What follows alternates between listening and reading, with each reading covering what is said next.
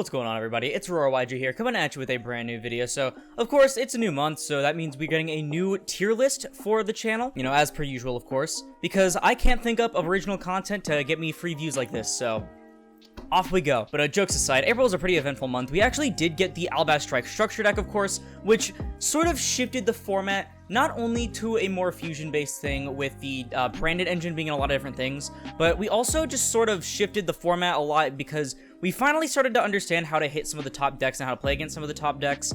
And so, of course, our side decks, main decks, and all that have shifted accordingly in order to sort of pair against that. However, with the Alba's Strike structure deck coming out, it did kind of like topple everything over again. We have had a few major events. We recently just finished YCS Pagoda, actually. Hey guys, Future Aurora here. So YCS Pagoda was actually not the most recent YCS as of this video going up, but it was as of recording it. So I'm probably going to be a bit wrong on certain things here. Please don't flame me in the comments. There's really not much I could do about it. I was trying to get the video out as early as possible, and I had no idea if we were having another YCS or not. Anyways, I hope you enjoy the video, and I'll see you in there. In Colombia, which Chris Lofton took first place with Pure Despia, which was really cool to see. And so that'd be probably one of the major things that I go by in terms of this tier list, as well as just the, you know, overall standings over the last little bit. But before we get into the video, please remember this is based off personal opinion, the opinion of others in the content creating space, statistics, and, you know, whatnot, whatever.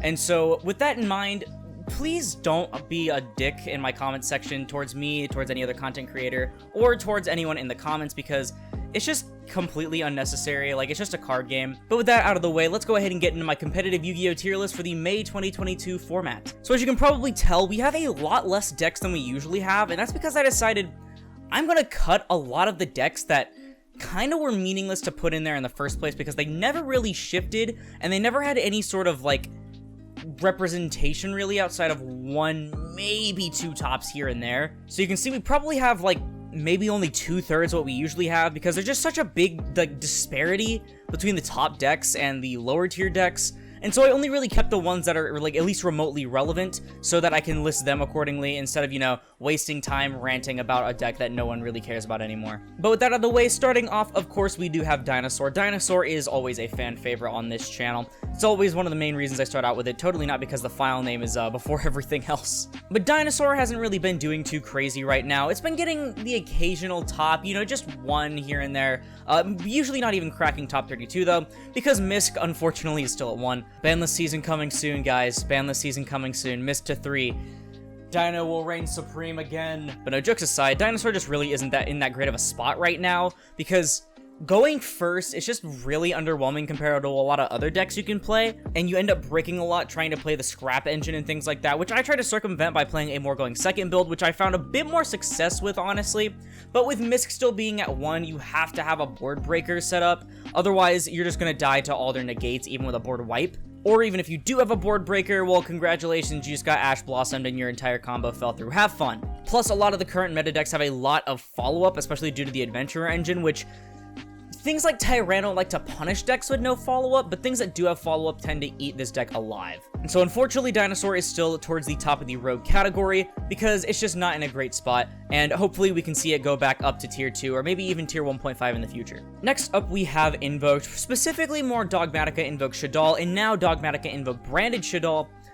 I think I'm gonna put it at the top of tier 2, bottom of 1.5. Which of these should I put in? I want to put it at the very bottom of 1.5, bordering on 2. And, you know, I think in the last one, I put it in tier 2, or my last real tier list, I should say, because the tier list that we just had was a bit off considering what I usually do. So I want to put it towards the bottom of tier 1.5 because, yeah, Dogmatica Invoked Shaddoll isn't doing too crazy. It has been getting a few tops, especially compared to a lot of the other decks we'll be looking at. But it isn't, you know, all that it was cracked up to be a while ago. However, the introduction of the branded stuff in the Alba's Strike structure deck actually made the deck a lot better, because now not only do you get more follow-up and resource grind, which is what the deck excels with, but you also have follow-up through, you know, your Alistair getting impermed, rather than just, you know, activating to do your servant, get Ecclesia, and punishment pass. Because now you can sit on something like Mirror Jade, which not only is the non-targeting monster banish that also floats into blowing up your opponent's entire monster board, but you also get to dump your Albion off of that, which gets you another branded fusion, which can get you another, like, Lubellion or whatever. And Lubellion gives you access to any of your fusions in your extra deck, so long as you have the materials banished during your graveyard, which, You know, when Dogmatica invokes Shaddoll is kind of every monster in your graveyard. And so I really think the deck is in a better spot than it was, you know, like a format prior. However, it's still not really able to keep up with a lot of the other top tier decks because you don't really get access to something like the Adventure Engine, which is kind of tearing up everything. But you do get access to things like DPE, which is really good. And so you're really going to be outgrinding your opponent if you're playing the deck. And that's sort of the entire main benefit to playing the deck, considering, you know, how not only consistent it is, but also the insane amount of follow-up that something like Invocation provides. Can we talk about how stupid Invocation is? Not only shuffling itself back instead of banishing itself, but adding back the thing you banished. It's like you never fusion someone in the first place and you get to do the same thing over and over every single turn. That's so good. But yeah, so it's going to be at the bottom of tier 1.5 for now. Maybe we'll see it get better. I do think this is slightly on par, if not better, than the Despia build. However, because it doesn't flow as well with the brand and stuff, because you have to waste your normal summon on Alistair, without something like a Lubra in the deck, I feel like you could probably make an argument for Despia being better, but I think they're around similar power levels in terms of being able to use the branded engine as a fusion deck.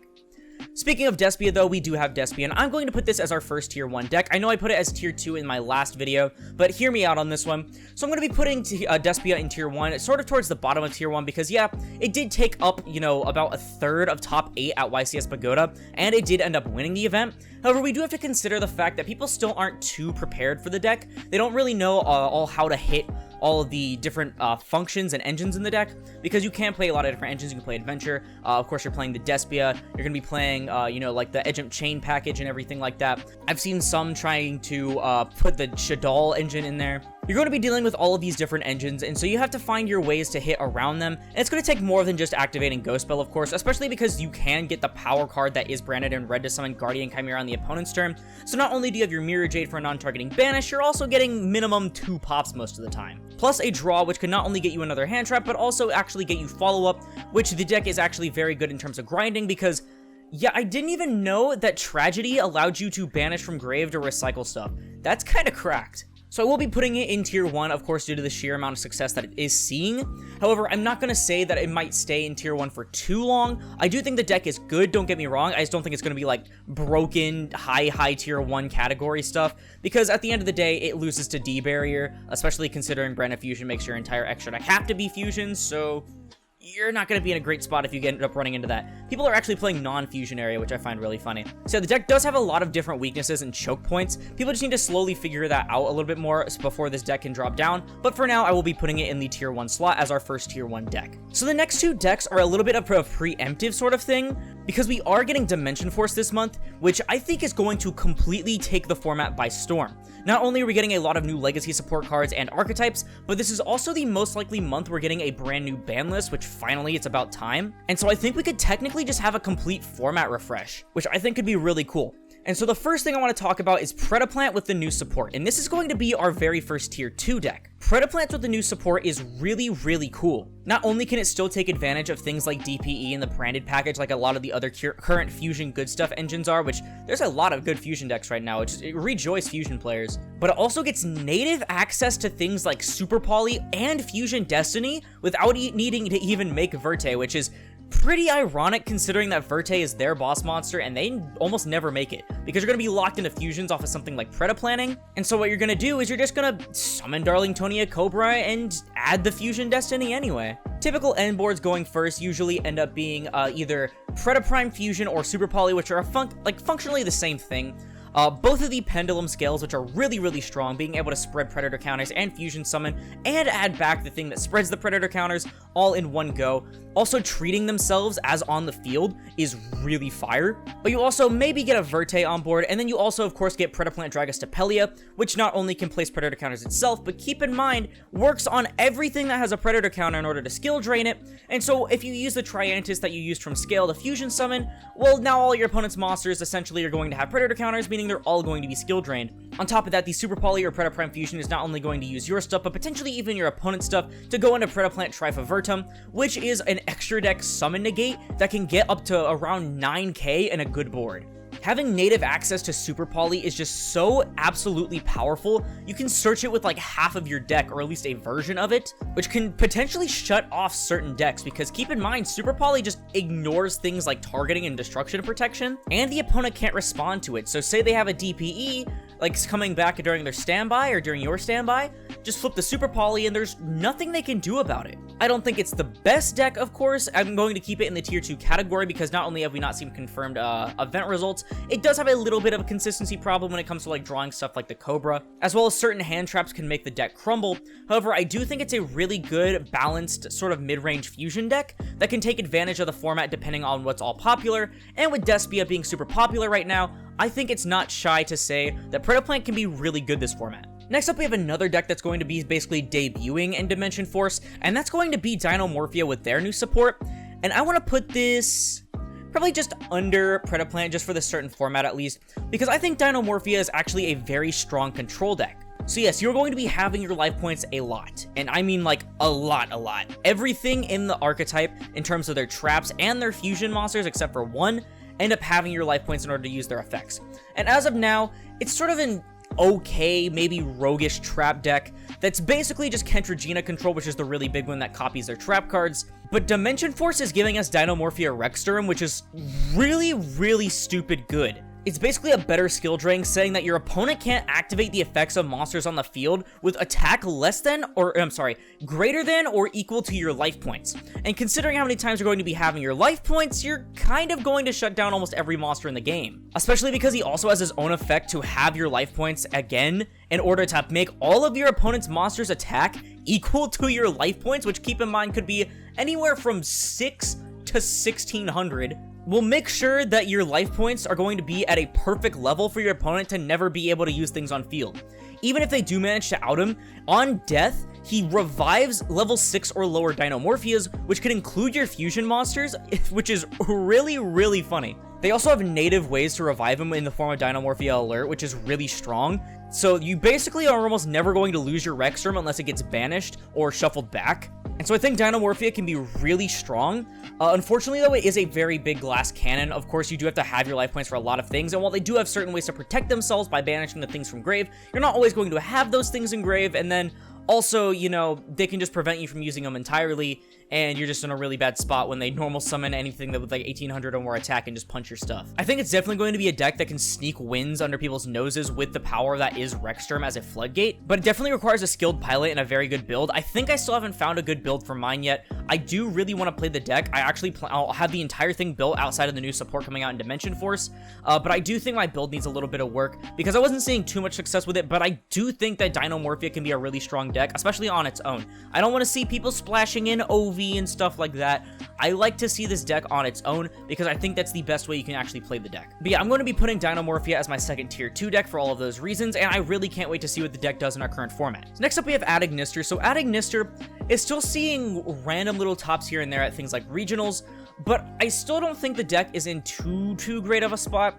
Granted, it is protected from things like Super Poly with a rival Cyberus Adignister, sorry, but it's still very weak to hand traps, especially considering how many hand traps are still running around. You know, you got Ogre in the main, you got Ash in the main, you got Imperm in the main, you got Effect Veiler, Bell. Basically, any hand trap is going to be really painful on this deck, especially on their Dark Templar. And so I think there are better decks that you can play. However, we are getting Ghosts from the Past 2, which is giving us things like Decode Talker Heat Soul, which I think does make the deck a little bit better, and so I do want to keep it on the list for now just in case. But as of this current moment, it's really not doing too much. So next up we have Tenyi Sword Soul, which I'm going to put as our second tier 1 deck, just above Despia. And yeah, it didn't see as many tops as Despia, however, it is still doing really good, which is surprising considering the apparently fusion-based meta that we have right now. But Tenyi Sword Soul is just overall, like all around, just doing really good, seeing a lot of topping success at all these different events. Of course, it is still very strong, being able to not only use the Halka Fibrax engine in order for follow-up through hand traps, but it also, after the structure deck, has access to its own branded engine, which, no, I'm not talking about using fusions, I'm talking about branded in high spirits, being able to reveal a worm in your hand and send it, send the Mirror Jade from your extra deck, which is a worm, keep that in mind, and add Ecclesia, which can really fix bad hands and offer follow-up, because when the Ecclesia is engraved during your end phase, it's a mandatory add back to hand because your Mirror Jade was sent from your extra deck to the graveyard this turn. So not only helps the deck a lot in terms of consistency and recovery on turn 1, but it also helps a lot in follow-up, which the deck could lack in certain situations outside of the Tenyi cards. And so I think Tenyi Sword Soul, there isn't too much to say about it, it's just overall still doing really strong, and I'm going to keep it in the tier 1 category for now. Next up we have Drytron, and I'm going to put Drytron in the tier 2 category. Drytron hasn't been doing too hot. I don't think it's been topping all too much, at least especially not the fairy version. That version's kind of dead, but the Megalith version has been seeing a little bit of success. I do want to keep it in the tier 2 spot. However, right now, this format isn't that great for 2-card combos, or at least not 1.5-card combos, because Drytron is one of the many decks that suffers from having really good combos if it goes off, but it requires more than 1 or 1.5 cards. And it's sort of one of the major downfalls of the deck, especially after all the fairy stuff was completely slaughtered. But the Megalith build is pretty decent, being able to pop a bunch of cards in the opponent's turn, as well as sit on things like DPE or Dragoon, and then, you know, maybe an IP. But it's really just not enough in this current format. There's just really too much going on, especially with everyone else running their own DPE. What are you gonna do? Pop it and let it float back next turn? There's also a lot of main deck drolls this format, I've noticed, because a lot of people are trying to cram in as many main deck cantraps as possible that work. And so Drytron just really isn't in too great of a format to shine, because everyone's just gonna kill it so easily. So yeah, Drytron, sorry buddy, but you've been knocked down a peg and you are in the tier 2 category. Next up we have Eldritch, which is actually going to be our next tier 1 deck. I'm actually gonna put it above Tiny Sword Soul, surprisingly enough.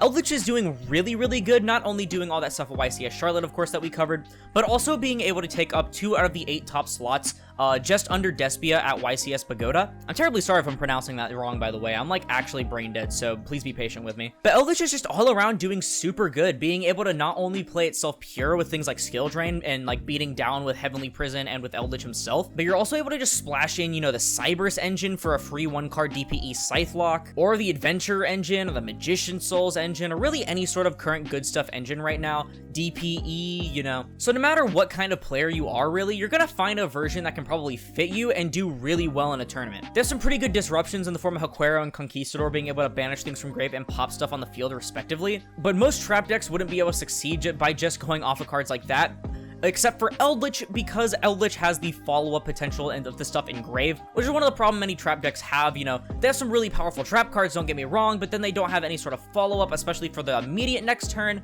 and so that's usually the downfall of a lot of these decks, which is why Eldritch has been one of the best, if not the best trap deck for a long, long time. And with how things are looking, I don't think it's going to be going anywhere anytime soon. Next up, we have Flunderies, and I know Flunder didn't really do too hot at the most recent YCS, especially in top 8. However, I do think it's still worthy of the high tier 1.5 category, because Flunder is still overall a really solid deck. Being able to both Empin and Barrier Statue Lock is super powerful, as well as not caring about things like Scythe Lock or anything like that. And then hand traps are sort of a non-issue for the deck now, at least as not as much as it was before, because of Advent of Adventure. And I don't really have too much to probably say about the deck, other than it's going to be seeing a lot more representation once it goes from the past 2 releases because of the Mega Riser reprint. And so maybe then we'll actually see a lot more tops. It's been doing like really good outside of that one YCS event anyway, and so I'm going to be keeping Flunder in the tier 1.5 category. I don't think I'm going to be moving it anytime soon. I think the deck is really solid in both consistency and in terms of its end board. It can even do well going second with things like Unexplored Winds. And so yeah, it's going to be going just above Dogmatica Invoke Shaddoll in our tier 1.5 category. Next up we have Sky Striker, and I think I'm going to put Sky Striker at the very bottom of tier 1.5. I think it has been doing actually better than Dogmatica Invoke Shaddoll, funnily enough, but I still don't think it's too crazy right now. It's actually a deck that's very similar to Dogmatica Invoke Shaddoll in terms of the fact that it's mostly resource and grind game oriented, where it has a lot of 1-card combos that can actually do only very little at the time in the very beginning of the game. However, once its resource game starts picking up, it's going to be punishing you severely just for trying to play, because, you know, you're going to start off with, you know, normal summon Ray, you know, go into Kagari, activate Engage for like 1 thing, and you're gonna have like 3 or 4 hand traps in hand, right?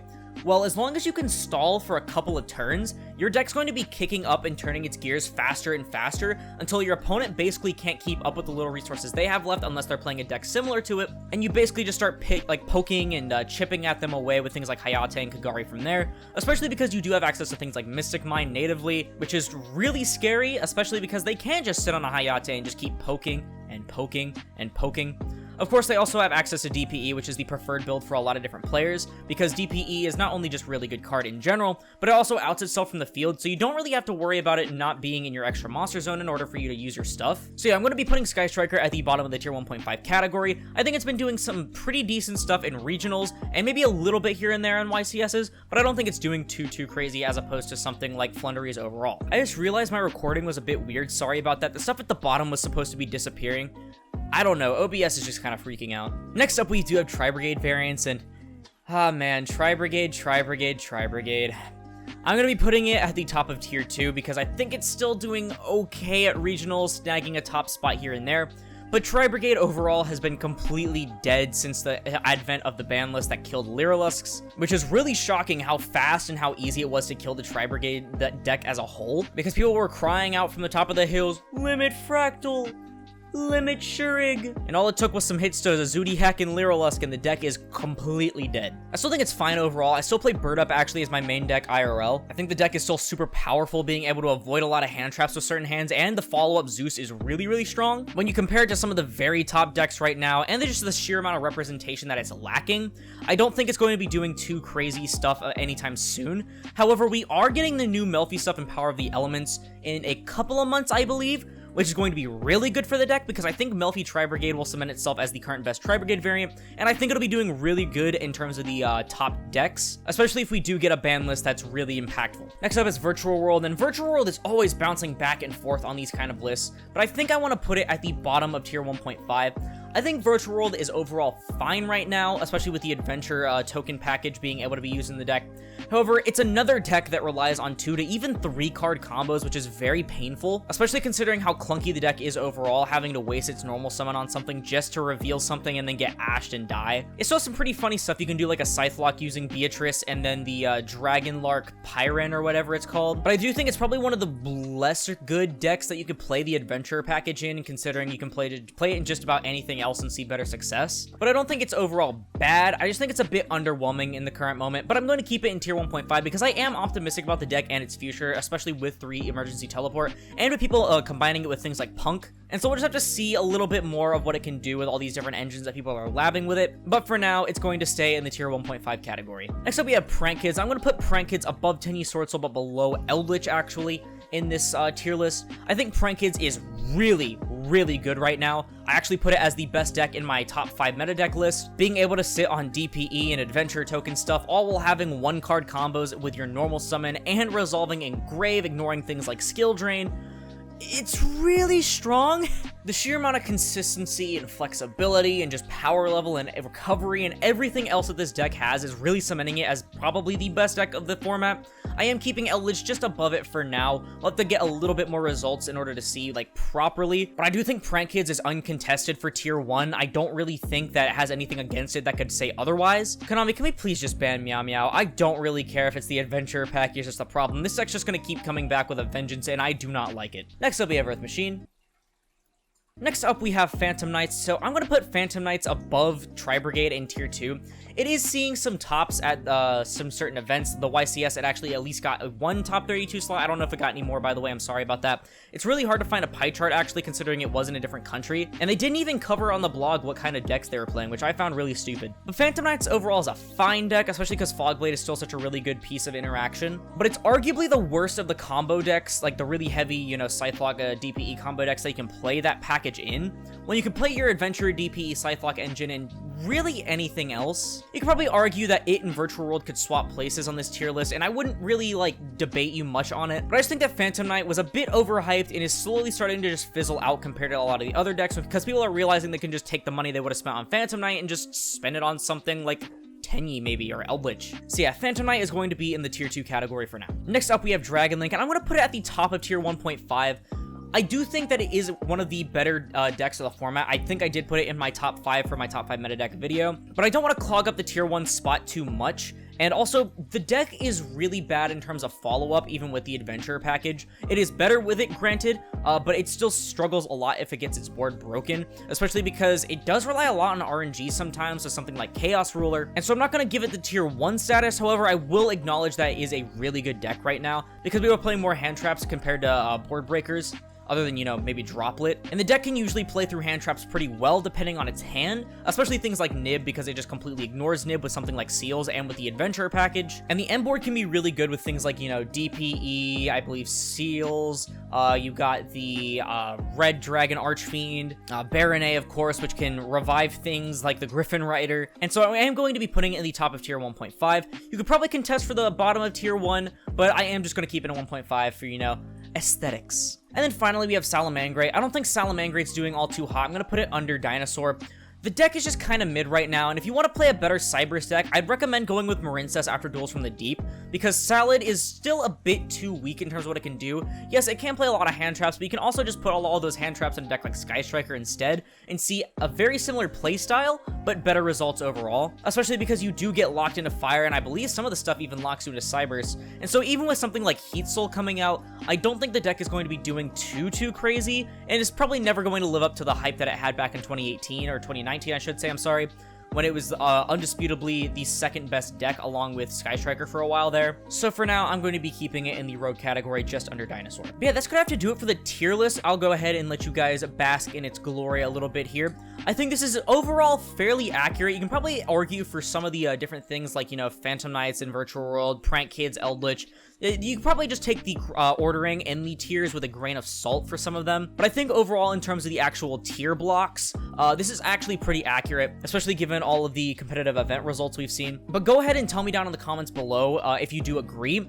I know I do seem a bit snarky when I try to like defend myself, because I will try to defend my own opinion, but I do like seeing other people's opinion, because I actually learn a lot from you guys in the comments section about some stuff that I may have missed, because I'm not some sort of omnipotent being. YouTubers are just regular people, and some of them are more dumb than others. And so I don't really get to keep up all the time with the competitive events, because I've actually never been to a competitive event outside of a local tournament store myself, so let's go, baby. But yeah, I hope you guys all enjoyed the tier list, because that's gonna have to do it for the video. If you liked it, please sure to leave a like, as I'll put this video and the channel into YouTube recommended. And if you liked it and you want to see more Yu-Gi-Oh content like this, like my other tier lists, then perhaps consider subscribing, because it would mean the world, and it supports the channel more than anything else, plus it's completely free. But once again, thank you all so much for watching, and I'll see you in the next one. This is Aurora, signing off.